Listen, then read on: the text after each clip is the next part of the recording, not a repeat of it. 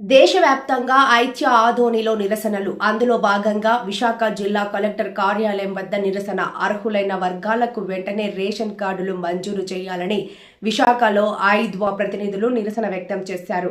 ప్రజా పంపిణీ వ్యవస్థ ద్వారా 14 రకాల నిత్యావసర సరుకులు పేదలకు అందించాలని కోరారు. పేదల ఆర్థిక భారమైన నిత్యావసర సరుకులను నియంత్రించడానికి ప్రభుత్వం చర్యలు చేపట్టాలని డిమాండ్ చేశారు. ఐద్వా ప్రతినిధి పద్మ ఆధ్వర్యంలో ఈ నిరసన ప్రదర్శన జరిగింది.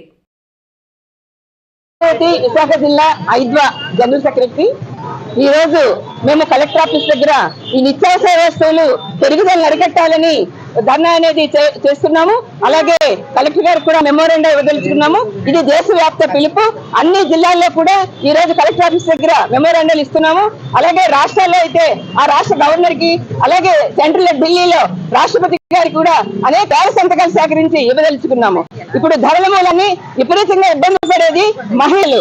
వాళ్ళ కొనుగోలు శక్తి పడిపోతుంది.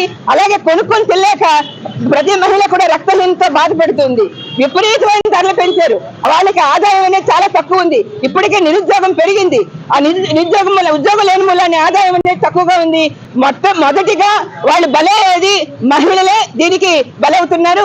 మేము 14 నిత్యావసర వస్తువులు రేషన్ డిపో ద్వారా ఇవ్వాలని ఈ రోజు కేరళలో ఎప్పుడూ ఇస్తున్నారు.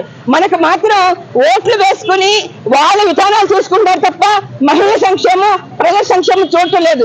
ముఖ్యంగా ఈ రేషన్ డిపో ద్వారా 14 నిత్యావసర వస్తువులు ఇవ్వాలి, అలాగే ధరలను నియంత్రించాలని చెప్పి మేము డిమాండ్ చేస్తూ ఈ రోజు కలెక్టర్ కి మెమోరాండం ఇవ్వదలుచుకున్నాము.